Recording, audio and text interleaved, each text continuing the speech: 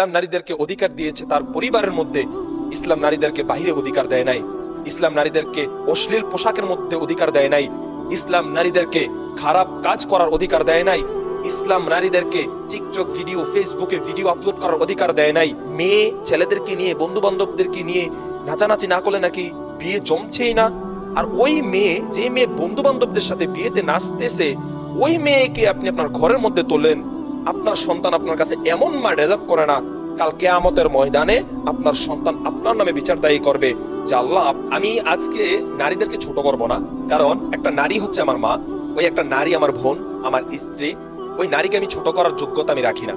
যেই নারী অসৎ সমাজ, নষ্ট সমাজ আমাদেরকে উপহার দেয়, ওই নারী আজকে সমাজে দাঁড়িয়ে কখনো মা এবং বোন, কারো স্ত্রী হওয়ার যোগ্যতা রাখে না। আল্লাহ রাসূল সাল্লাল্লাহু আলাইহি ওয়াসাল্লাম বলেন, নিসাউন কাসিআতুন আরিয়া। এমন একটা জেনারেশন আসবে, এমন একটা জামানা আসবে, যে জামানায় প্রত্যেক নারী স্বাধীনতা চাবে। কেউ তার পোশাকের স্বাধীনতা চাবে, কেউ তার ক্ষমতার স্বাধীনতা চাবে, কেউ তার পরিবারের স্বাধীনতা চাবে। আল্লাহ সুবহানাহু ওয়া তাআলা বলেছেন, একটা নারী একটা পরিবারের জন্য জান্নাত, একটা নারী একটা পরিবারের জন্য জাহান্নাম। জান্নাত কোন নারীটা জান্নাতের মতো চলাফেরা করতে পারবে, ওই নারীটাকেই বলা হয়েছে যে পৃথিবীতে পরিবারের মধ্যে ওই নারীটাই হচ্ছে একটা জান্নাত। আপনার সন্তান আপনার কাছে এমন একটা মা রিজার্ভ করে, যে মা হবে তার জন্য জান্নাত, যে মা তাকে দ্বীনের শিক্ষা দিবে, আল্লাহ সুবহানাহু ওয়া তাআলার জ্ঞান গর্ব কথা শিক্ষা দিবে, আল্লাহ তাআলার ভয় তার অন্তরের মধ্যে প্রবেশ করানোর কথা শিক্ষা দিবে, আল্লাহ তাআলার ভয় তাকে শিক্ষা দিবে। এমন একটা মা আপনার সন্তান আপনার কাছে ডিজার্ভ করে। কিন্তু আপনি তাকে এমন একটা মা এনে দিয়েছেন, যে মা তাকে ছোট থেকে বড় করেছে স্মার্টফোন, মোবাইল দেখিয়ে দেখিয়ে।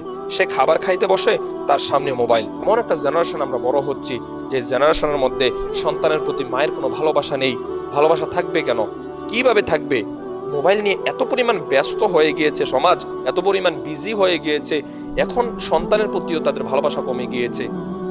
ইন্টারনেট, সোশ্যাল মিডিয়া দুনিয়াটাকে এত পরিমাণ সহজ করে ফেলেছে, তাকে ফালিয়ে রাখে, মোবাইল দিয়ে রেখে দেয়, সে তার মতো কাজ করছে। আর ওই সন্তান বড় হওয়ার পর মাকে বৃদ্ধাশ্রমে রেখে আসবে না তো কাকে রেখে আসবে? আপনি আপনার ঘরটাকে জাহান্নামের বাগান বানিয়ে ফেলেছেন, কারণ আপনি আপনার ঘরের মধ্যে একজন দিনদার মেয়ে না এনে এমন একটা মেয়ে এনেছেন, যেই মেয়েকে আপনার মা হয়তো বা আপনার বাবা পছন্দ করেছে। কি দেখে?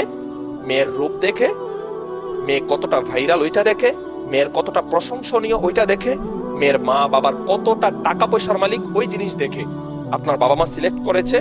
আপনারও ভালো লেগেছে, আপনার শ্বশুরের টাকা আছে, বিয়ে করার সময় আপনি 300-400 জন মানুষ নিয়ে গিয়েছেন তার বাড়িতে খাওয়ার জন্য। আপনি কি রাক্ষস? আপনাকে এই নসিহা কে দিয়েছে? আল্লাহ রাসূল বলেছেন, তুমি বিয়ে করো, এবং বিয়ে করার সময় তোমার শ্বশুরের একটা টাকাও যেন খরচ না হয়। তোমার শ্বশুরকে তুমি 300-400 জন মানুষকে নির্ধারিত করে যে খাওয়াটা খাওয়াইলা, ওইটাই হচ্ছে হারাম খাওয়া। আর যে হারাম মানুষগুলাকে খাওয়াইয়া তুমি তোমার ঘরের মধ্যে বউ নিয়ে আসলা, ওই ঘরের মধ্যে কেমন ভাবে শান্তি আসবে? তারপরে তুমি 500 মানুষ খাওয়ানোর পর থেমে থাকো নাই, আবার যৌতুক এনেছো 5 লাখ টাকা, একটা মোটরসাইকেল, তারপরও ঘরের মধ্যে ফার্নিচার। এইগুলা করার পর এই ঘরের মধ্যে শান্তি কেমন ভাবে আসবে?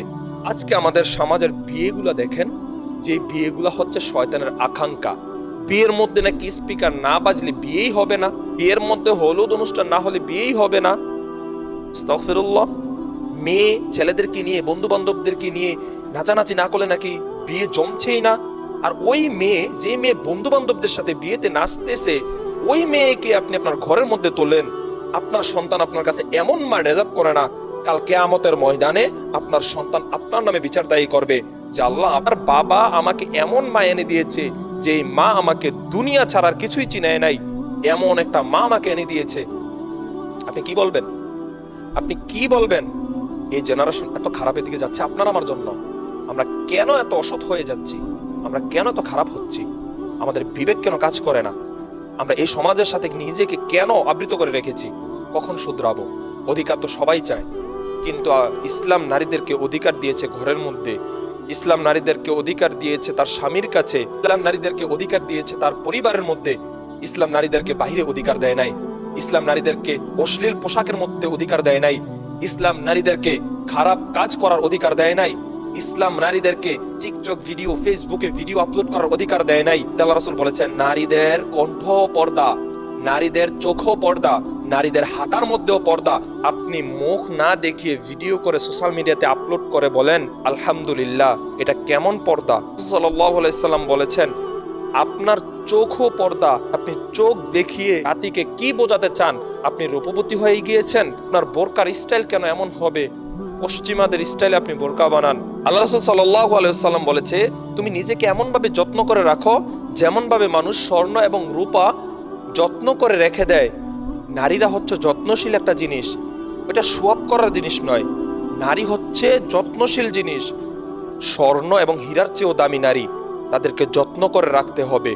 আর আল্লাহ সুবহানাহু ওয়া তাআলা বলেন যদি তুমি তোমার মাকে পর্দার মধ্যে না রাখতে পারো, তোমার স্ত্রীকে, তোমার বোনকে তুমি পর্দার মধ্যে না রাখতে পারো, তুমি হচ্ছে দায়ুস। আর আল্লাহ নবী সাল্লাল্লাহু আলাইহি ওয়াসাল্লাম বলেন যে দায়ুস কখনোই জান্নাতে প্রবেশ করবে না।